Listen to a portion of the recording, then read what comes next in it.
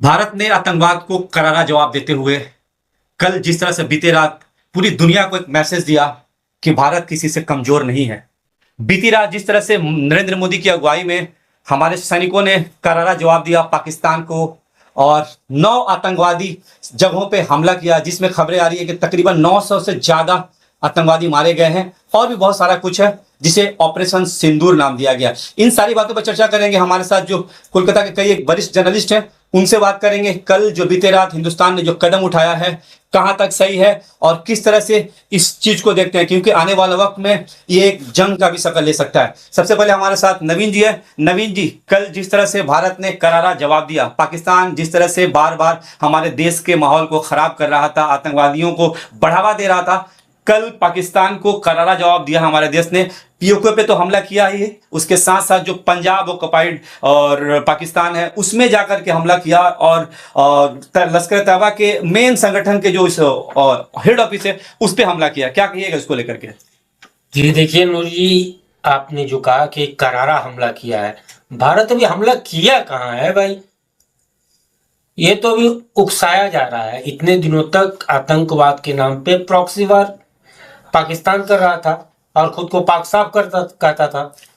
भारत ने अब सीधे सीधे इस मुद्दे को लेकर उकसाया है और पाकिस्तान की जो जज्बे वाली आर्मी है, जिसका 1971 में भारतीय सेना ने 93,000 जवानों को उठक बैठक करवाई थी इसी ब्रिगेड परेड ग्राउंड में, उस जज्बे वाली सेना को ये मैसेज दिया है कि आओ थोड़ा जो प्रोफेशनल जो आर्मी होती है उससे लड़कर दिखाओ।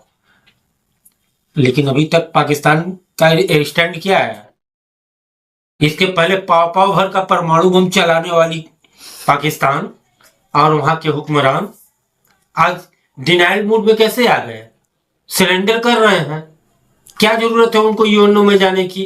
क्या जरूरत है विभिन्न देश के पास जाकर दरवाजा खटखटाने की? बचा लो मुझे इंडिया मार डालेगा।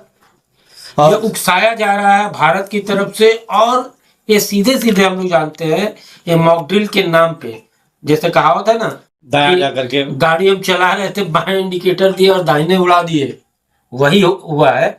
और सीधे सीधे उकसाया जा रहा है पाकिस्तान की सेना को। सबसे बड़ी बात यह देख लीजिए, इस बार का जो स्ट्राइक, इसको तो हम नहीं कहेंगे, ये उकसावा की कार्रवाई है जो हमारे भारतीय सेना ने किया है, इसके साथ हमें फक्र है। और एक जगह नहीं, एक साथ सीधे 9 जगहों पे किया है।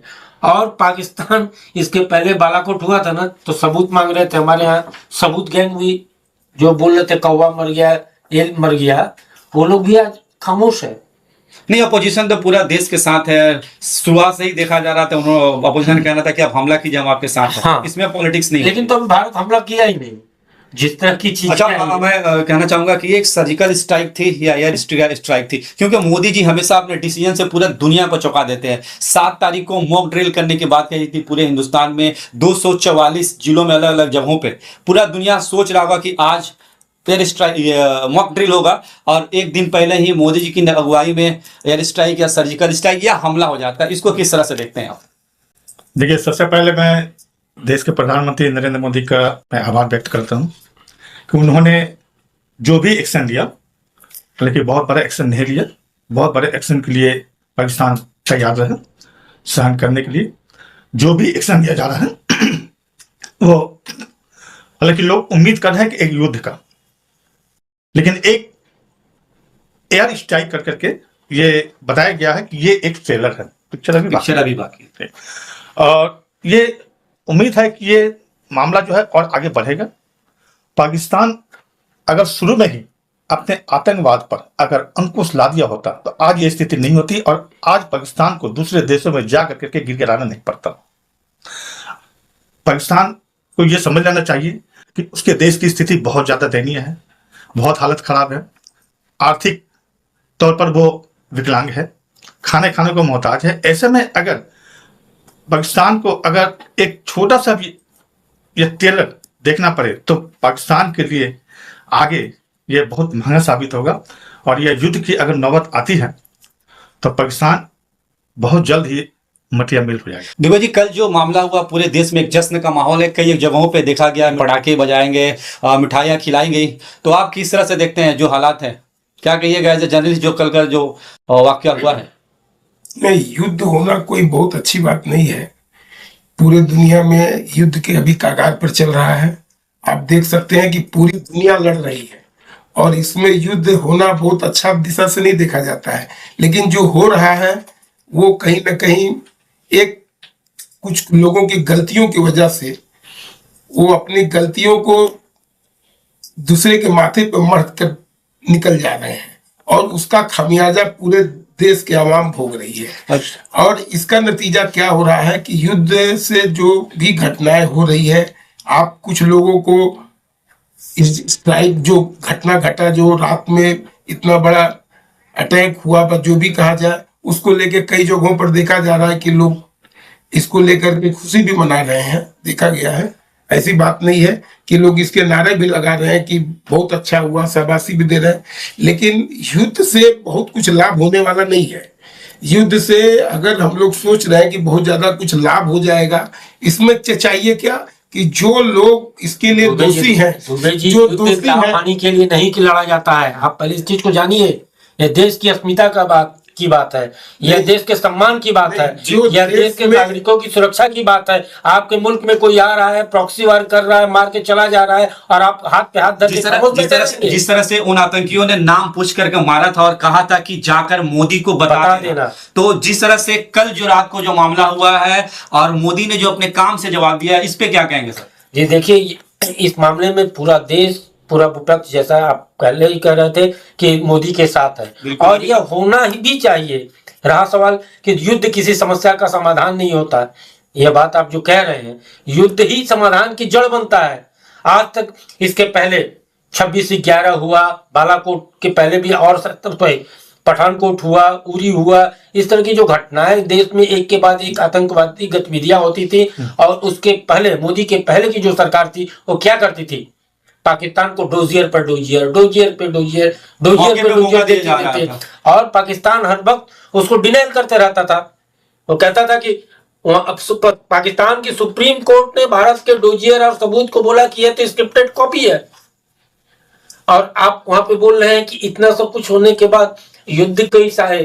ये समस्या का समाधान नहीं होता, यह देश ही खत्म हो जा रहा है। अभी जिस तरह की रणनीति बनी है, पीओके पे जो अवैध दखल था उसको भारत वापस लेगा और लेना चाहिए। बलूचिस्तान वहां बौखलाया हुआ है, ऑलरेडी पाकिस्तान ने हमला किया है वहां पे। कल 9 सैनिक मारे गए, उससे पहले 54 सिविलियन मारे गए थे पाकिस्तान के। तो यह पाकिस्तान की जो हालत जंग में है अभी पाकिस्तान, फिलहाल पाकिस्तान अभी जंग में हो, तो अंदरूनी गृह युद्ध से इंटरनल जंग में, और इसके लिए जिम्मेवार भारत नहीं है, पाकिस्तान इसके लिए जिम्मेवार खुद पाकिस्तान है। शुरू से आतंकवाद को बढ़ावा दिया, आतंकवाद को बढ़ाया। इसके पहले अमेरिका की तरफ से कहा ही गया था कि अगर आप अपने पिछवाड़े में सांप पालेंगे तो आपको ही डसेगा। बिल्कुल बिल्कुल, वही अकल नहीं है। बात करना चाहूंगा जिस तरह से, और 1971 में जो मॉक ड्रिल हुआ था, नवंबर के आखिर में मॉक ड्रिल हुए, 3 तारीख को हमला हुआ, देश ने हमला किया और 13 दिन बाद 16 तारीख को हिंदुस्तान जीत करके आता है, लहराता है, पाकिस्तान का मसनी के हिस्सा बढ़ करके बांग्लादेश हो जाता है। अभी पाकिस्तान सोच समझ ही रहा होगा कि जो मॉक ड्रिल है उसके बाद कुछ इंडिया एक्शन लेगा, कुछ भी करेगा।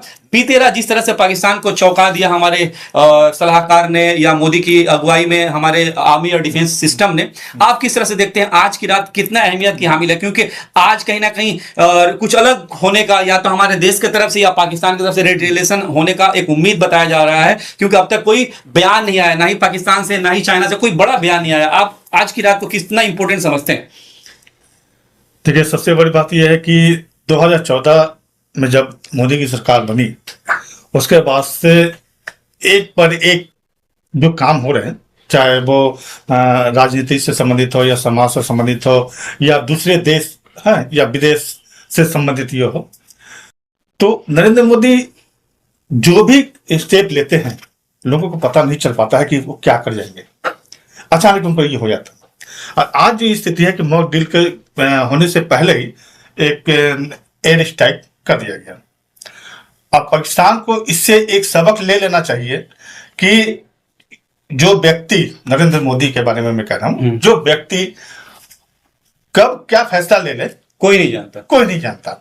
पाकिस्तान को इससे पहले सतर्क हो जाना चाहिए। बात बिल्कुल सही है। जिस तरह से मोदी ने अपने लाइफ में जो 2014 के बाद से जो प्रधानमंत्री बनी है, जो जो उन्होंने डिसीजन लिया है, सबको चौंका देने वाला हो, चाहे वो नोटबंदी हो या कोरोना काल के वक्त जो डिसीजन लेना हो, मोदी बात ऐसा है कि मोदी ने जो भी डिसीजन लिया है दुनिया को चौंकाने वाला ही काम किया। अब कल जो बीते रात जो उनकी अगुवाई में जो डिसीजन हुआ, पूरा दुनिया देख लिया है और हिंदुस्तान का डंका बज रहा है कि हिंदुस्तान भी किसी भी देश से कम नहीं है। हमारे चाहे आर्मी हो, हमारे इंटेलिजेंस हो, जिस तरह से सटीक 9 आतंकवादी जगहों पे जो हमला किए गए हैं, आप अंदाजा लगा सकते हैं कि हमारे जो इंटरपोल जो टीमें हैं, रॉ एंड डियर टीमें हैं, कितने सटीकता से काम की है कि बिल्कुल सटीक जगहों पे हमारे डिटेल्स आए थे और उसी तरह से हमारे एयरफोर्स के नौजवानों ने काम किया है। नवीन जी, क्या देखते हैं कि जिस तरह से माहौल बन रहा है कि एक जंग हो सकती है या हिंदुस्तान का मुकाबला करने के लिए पाकिस्तान अभी तक तैयार नहीं है?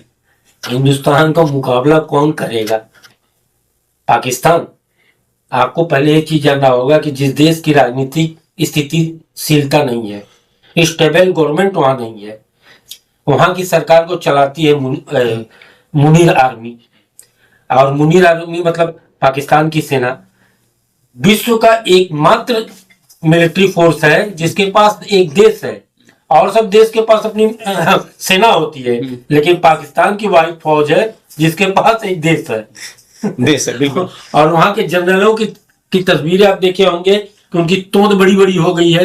और पाकिस्तान के अर्थनीति का 70% हिस्सा चला जाता है डिफेंस बजट में, और डिफेंस बजट तो लोग भरपूर खाते हैं। नवीन जी, जनरल परवेज मुशर्रफ जब आर्मी चीफ थे और जब ये कारगिल का वाकया हुआ था, उनका एक डिसीजन मेकर एक अलग, उनके एक अलग पर्सनालिटी थी, अलग वो सोच की विचारधारा थे। और जैसे कि आप बता रहे जनरल मुनीर है, और इस मामले से पहले ही उनकी पूरी देखा गया कि उनकी फैमिली कहीं शिफ्ट करती है, जो मीडिया में वो बयान देते हैं, मतलब मिमिक्री सा हो जाती है। तो इसको किस तरह से देखते हैं कि उनकी रहनुमाई करने वाला इस तरह का बयान देता है? पाकिस्तान की फौजी तो कॉमेडी फौज है। उसकी आर्मी को साबुन बेचने से फुर्सत मिलेगी तब ना आके युद्ध करेगी। उसकी आर्मी को मुर्गी चुराने और बकरी चुराने से फुर्सत मिलेगी तब ना आके युद्ध करेगी। उसकी आर्मी को तेल बेचने और तेल लगाने से फुर्सत मिलेगी तब ना आके लड़ेगी युद्ध। युद्ध लड़ने के लिए आपको प्रोफेशनल आर्मी चाहिए। और बकरी चोर, चिंदी चोर, चलो जनरल जो अपना बीवी बच्चा को ले जाके विदेश में रख दिया, वो आएगा युद्ध करने? वो तो जान रहा है कि उसका हश्र क्या होगा। बलूचिस्तान जैसे लड़ाके जिनको फ्रीडम फाइटर कहा जा रहा है, जैसे बांग्लादेश युद्ध के समय मुक्ति वाहिनी फ्रीडम फाइटर थी, आज BLA बलोच लिबरेशन आर्मी वो फ्रीडम फाइटर है। और फ्रीडम फाइटर जिनको अभी तक कहीं भी कन्वेंशनल या प्रोफेशनल ट्रेनिंग नहीं मिली है, वो अपने जज्बे पे लड़ रहे हैं। जज्बे वाली कौम अगर कहा जाए तो बलूच आर्मी है।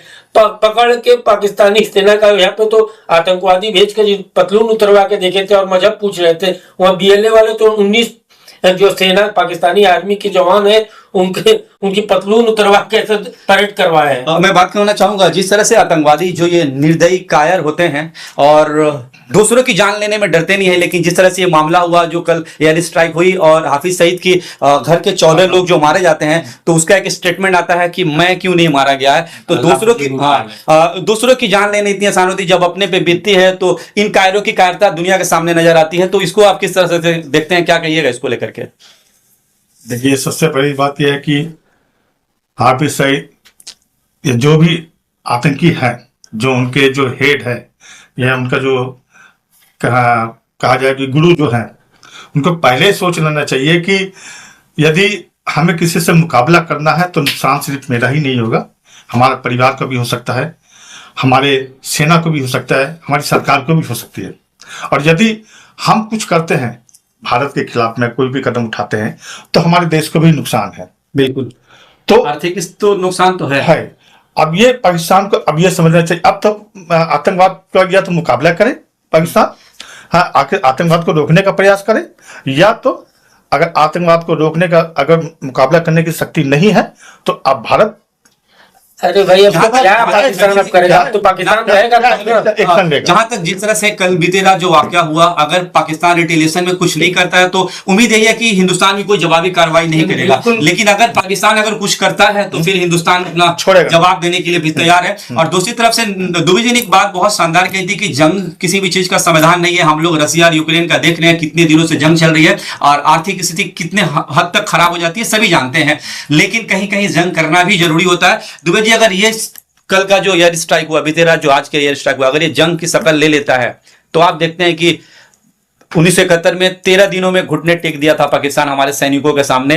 94,000 फौज के साथ सरेंडर करना पड़ा था पाकिस्तान को। आज हमारा देश सक्षम है, सुप्रीम पावर में एक कंट्री में इसका भी नाम आता है। तो कितना दिन तक टिक पाएगा हिंदुस्तान के सामने अगर आप जंग छिड़ जाती है तो? देखिए, जंग छिड़ना और उस कितना दिन तक चलेगा ये कहना मुश्किल है।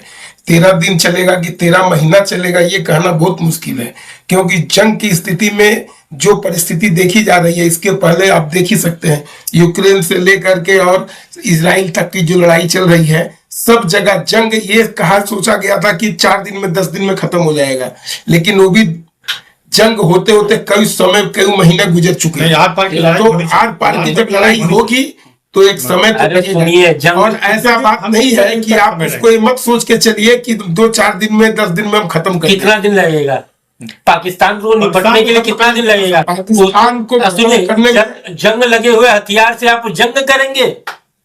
पाकिस्तान के पास क्या है? जंग लगे हुए हथियार से जंग करेंगे? यूक्रेन देश का भी आप हल्का में मत लीजिए। एकदम ले रहे हैं, किसी भी देश को एकदम आप ले रहे के हैं, सामने पाकिस्तान का कोई एकदम औकात ले रहे नहीं हैं। है। और ये बता दें, आप नहीं जानते हैं तो इसी सुन लीजिए, जान लीजिए, पाकिस्तान के जो गोला बारूद का जो भंडार है उसमें कितने दिनों की औकात है उसकी पता है? उसके खाने की 4 दिन की।